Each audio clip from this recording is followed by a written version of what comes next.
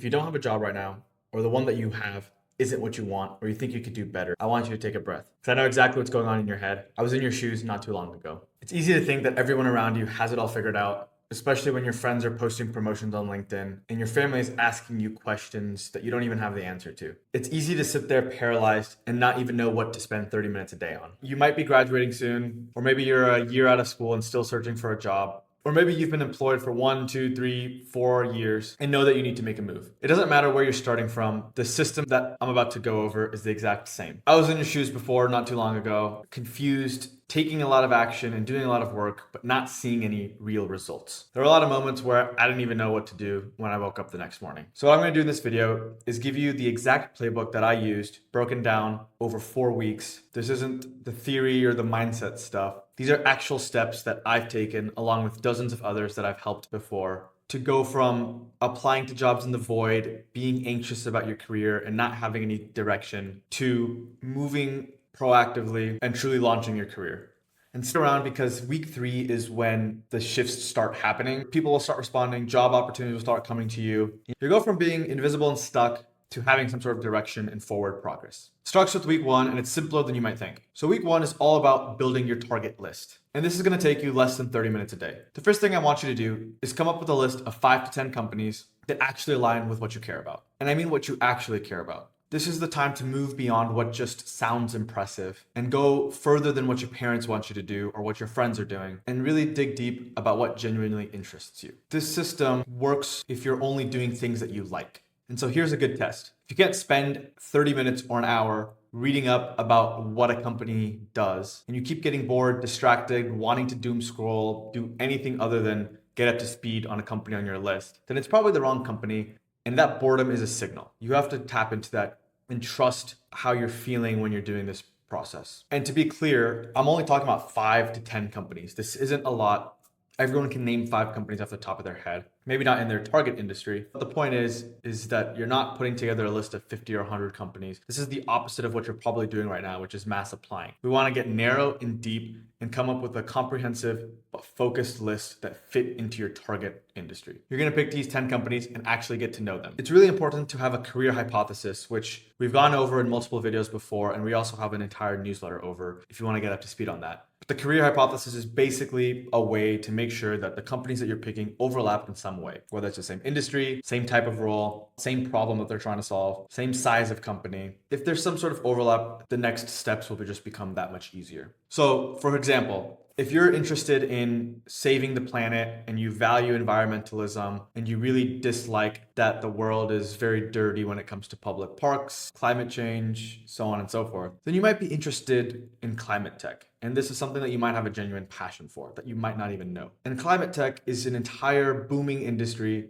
that surrounds solving the problems of degrading environment. And so maybe your list is 8 Series A or Series C startups that could be doing either carbon accounting, energy storage, something in the financial carbon markets, or whatever else fits into this broader bucket. The reason we want to have some sort of cohesive structure to your companies is that everything you learn for one company can be applied to something else. If all 10 of your companies fit within this climate tech bucket, then you can use the learnings from company A to company C. It's very possible for you to have some companies that might fit into climate tech and others that might fit into something adjacent, but try to have as much focus as possible, especially when you're starting out. As you do this, you can start to expand your scope. But for now, stay focused and stay narrow. So now that you have 5 or 10 companies, for each one, I want you to find 3 to 5 people who work at these companies. You can find them on LinkedIn, your alumni database. You can maybe even ChatGPT it. And you don't want to find the CEOs or somebody's super senior, but you also don't want to find an intern. You want to find somebody who's 2 to 5 years ahead of you, as they've been in your shoes recently, and they can help guide you through the process. Look for hiring manager, team leads, people who've posted on LinkedIn, as these people I've found are typically more likely to respond to you. Then you want to find these emails, which you could do through Apollo.io or many other databases that are out there, and just compile your list. So once you have all this stuff compiled, put it into a simple tracker. It could be on Excel, a piece of paper, Notion, wherever you want, but just make it simple. Don't overcomplicate it. You want one column for the company, another for the person, and the last one for the email. So this tracker becomes your operating system for the next 4 weeks. and treat it like your personal CRM. So by the end of week 1, you should have a list of 5 to 10 companies with 3 to 5 contacts at each. That's somewhere between 15 and 50 people. And notice that you haven't even sent a single email yet or haven't really done anything. This is intentional because before you can send an email, do a project, or reach out to anybody, you have to get up to speed and find your focus. Week 2 is when you'll start actually reaching out. But in order to do that, you have to develop your foundational basics. So week 2 now has 2 parts. As we talked about, you're going to send your first batch of emails, and you're also going to start building a project. Let me walk you through each. So starting with the emails, you already have your list. So I want you to send 10 emails, 1 for each different company. And 10 sounds small, but that's the point, at least to begin with. These aren't mass applications, and each one is hyper-personalized and well-researched. This is really why they work. If you can copy and paste one email to another, you have to try again. It's not going to land. You have to make sure you've done the research, understand the company, understand the person, and construct it in a way that showcases you're curious, hungry, and you won't waste their time, more importantly. I have many templates in the Substack below in one of our newsletters. I also have a video covering how to cold email if you want further detail. So from my experience, when I first started sending these emails, I thought nobody would respond. And it's easy to think that, but I was completely wrong. People are shockingly willing to help somebody who's clearly done their homework and is younger than them. And the response rate will surprise you. So now let me tell you the mistakes that I see commonly. The first one is sending the same generic message to everybody. People can tell, and so really try to personalize it. The second is writing a novel. The people that you're sending these to are not that much older than you, and they probably doom scroll and have the same attention spans as you. And so if you're sending a novel or multiple paragraphs, odds are they're probably not even going to read it. The third mistake I see is leading with what you want instead of genuine curiosity. The fourth is attaching your resume or making it seem obvious that you're trying to make something transactional. While this may be transactional because you're trying to find a job, the way you have to approach it has to be purely from a relationship building angle. You have to stay away from please hire me and stay in the lane of I'm just curious looking to learn from you. So once you get your cold emailing going in week 2, you have to shift your attention to building a project. And this is the part most people will skip. It's the thing that changes everything and will automatically put you in the top 1%. And I promise you, you'll go from having no job offers, no interviews, nothing, to having people begging to work with you. Now, this isn't for everyone. Out of everybody watching this video, maybe 1% of people will do it. So if you're that 1% who's motivated and hungry, feel free to reach out and I'll be happy to help you. So this project basically shows and proves that you can do the work. This is not a resume or not a cover letter. It's a tangible deliverable that shows how you think and what skills you have. I was exactly where you are a few years ago. I had the credentials, I had the skills, but all I could show for it was a piece of paper that honestly didn't really mean much. The moment I started building proof of work is when everything started to change. So what you build will depend on what role you're going after and what types of companies you're targeting. If you're going into finance, you might want to write an investment memo or a sector analysis or a deep dive, or maybe build a financial model. If you're interested in marketing, you could do a campaign teardown, analyze their brand, or put together a growth strategy. If you're interested in product, you could build out a prototype, work out a design concept, maybe critique their current product, add a new feature, anything that shows you can build products. If you're interested in strategy or operations, you could write up a market entry analysis paper or present an operational improvement case study. The key is to pick a format that matches the people in the role and industry that you want to work in. You want to start speaking their language and show that you can think like them and demonstrate that you'll be able to add value from day one. So the thing is that this project requires research. And this is the point. It all compounds and the system that I'm explaining stacks up on one another. Nothing is done just for the sake of doing things. The research that you do for your project will feed into your emails. The research that you do for your emails will feed into your projects, and it all connects. More importantly, these will all feed into your future conversations and interviews.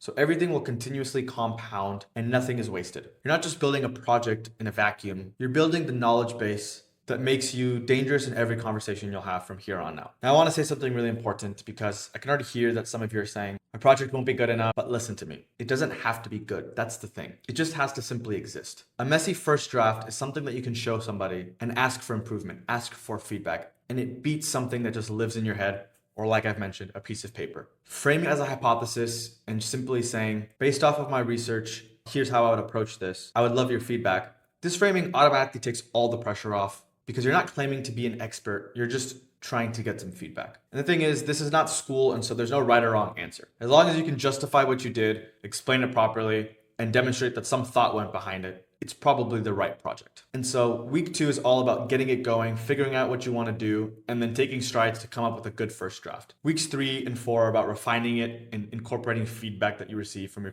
conversations. So by the end of week 2, you'll have achieved sending 10 cold emails to people at your target companies. You've started working on a project by now. Some of those emails are going to get responses, some of them are not. and that's completely normal. Week 3 is when the momentum will start to build because now you're doing 3 things at once and they all start feeding into each other, creating a powerful flywheel. So week 3 is when you'll follow up, have conversations, and finish your project. It's a busy week, but it's also the week you'll start to feel the shift. You've got 3 things running in parallel now. You're following up to the people that didn't respond. You're reaching out to 10 new people. You're actually having the conversations, and you're finishing the project. So let's break down each one.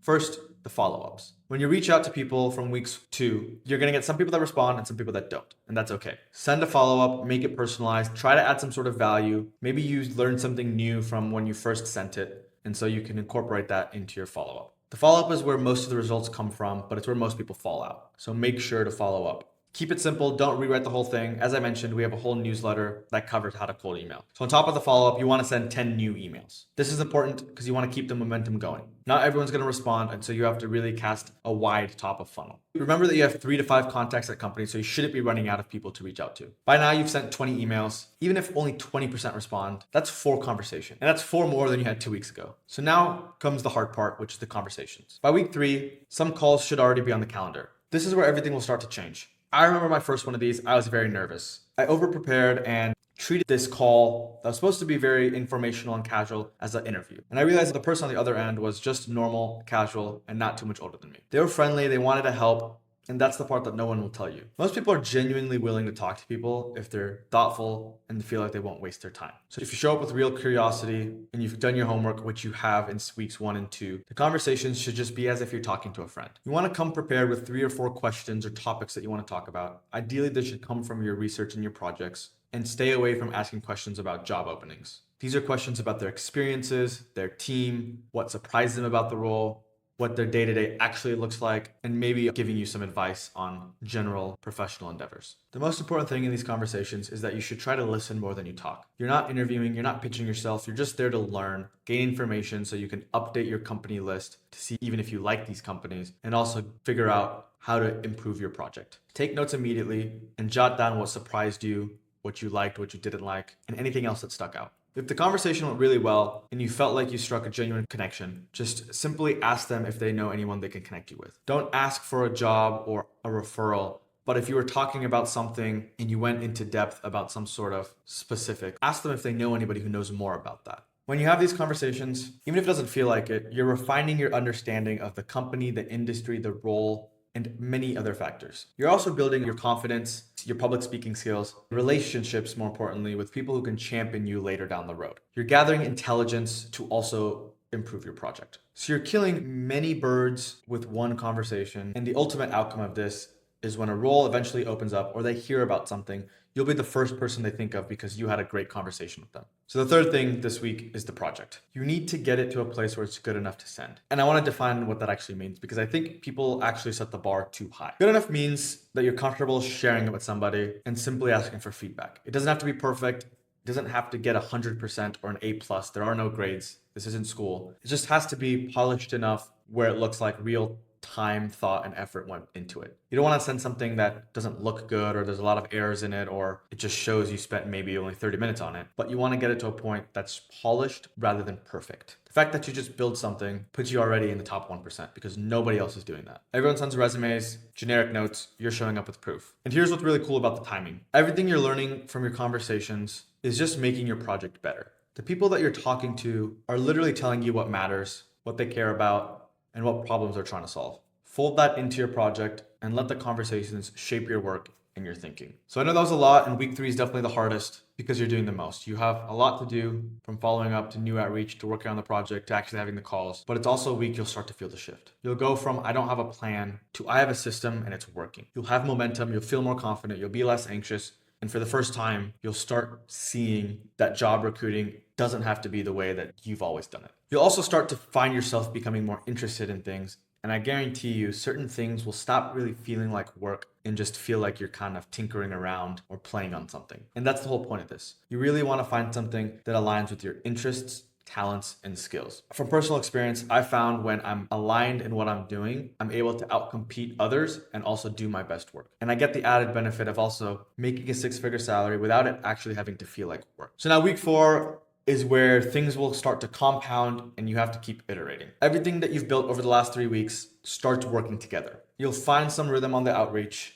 and you should be getting more conversations from your follow-ups. By now, you've sent over 30 emails and you're getting more comfortable with all this. What's different about this week is you should have a pretty final version of your project. And so now you can layer it into your initial outreach. So when you reach out for the first time, or when you follow up with somebody who hasn't responded, you have something to share. It can be something like, hey, I've been researching this space and I put together a sector analysis on XYZ. I'd love to get your perspective on it. Would you be open to a quick call? The dynamic will change completely because you're not asking for their time just for the sake of it. You're showing up with something that you've done and you're asking a targeted and surgical question. People will respond to this much differently because they'll be automatically impressed by your work. I've seen this over and over, and the response rate goes drastically higher when you have something tangible to share. So this is the important part, and you need to do this maybe every 4 weeks. Once you have enough conversations, work on a project, do some company research, you should take everything that you've done over the last 4 weeks and update your target company list. Because it could look pretty different. You might have had a conversation with a company that was number 1 on your list, but you absolutely hated the individual, or the vibes you got were off, or some other reason where you really aren't as interested in the company as you thought you were. And that's totally okay, because now you won't go into the company and hate what you're doing. And so by doing this process and following the system, you've eliminated companies that aren't meant for you. You might also have new companies to add. As you talk to people, do more research, you might come across things that you missed on the first go around. And so you can add those into your company tracker, find more people to reach out to, and reach out to them. As you keep improving your project, send it to more people, take the feedback from your calls, update your thinking, try to start developing a portfolio. If you finish one, you can work on another one in maybe a different area. The point is the way recruiting is done is pretty much over. Sending applications into the void is not going to get you anywhere. Having a college degree doesn't guarantee a job anymore. And so this is the system and the way that you have to go about recruiting. And I'll tell you, it doesn't even have to be recruiting. This process works for when you're in a job and you want to get a promotion, or when you're in a job and you want to move to another job. And so everything I'm talking about will really help you launch your career. And I guarantee you, if you follow exactly what I said, you'll land a 6-figure job in no time. And so what starts to happen is these conversations will be organic. You'll build relationships. Some of them will turn into referrals. Some of those referrals will turn into interviews. And some of those interviews will turn into offers. And when you get that offer, you'll never even have submitted an application. You'll have built a relationship with somebody who either connected you to somebody else or helped push your application forward. So if you don't do any of this, you're never going to land and break into the competitive and desirable roles that pay the 6 figures. Because if you aren't doing this, your peers are. This is just something that they don't tell you. I'm here telling you because no one told it to me. So let me bring this back to all where it started. You might not have the job you want right now, and it feels like the worst position you can be in. I get it because I was in your shoes. But look at what happened from what we just talked about. In week 1, you built a focus list and put together a set of companies that you actually care about and found people that work there. In week 2, you reached out with genuine curiosity and started building something for real. In week 3, you had real conversations with insiders, followed up, and finished a project that proves you can do the work. In week 4, you started to compound it all. You layered in your proof of work, you refined your direction, and you kept the system running. So you went from, I don't have a plan, I'm stuck, I'm sending applications and no one's getting back to me, I'm lost, I'm confused, I don't know what to do. You went from all of that to now having a system that generates conversations, builds proof of work, drives opportunities to you, and you've completely rewired and changed how you think about careers and jobs. This is not a small feat. This is a huge accomplishment, and you'll be better off for it in the future. And one thing that I really want you to hear is that this system requires 0 connections. It also doesn't require a perfect resume, and it also doesn't require you knowing the right people. It just requires 30 to 60 minutes a day and the willingness to do what most people don't, which is to reach out, be genuine, and prove yourself before anybody asks. I break down each of these steps in much more detail in my newsletter. I'll link it in the description below. Stick around for the next video and we'll go over different topics that you can implement, frameworks, tools, templates, tricks that I've learned and I'm continuously going to be learning into your own process. Thanks and see you later.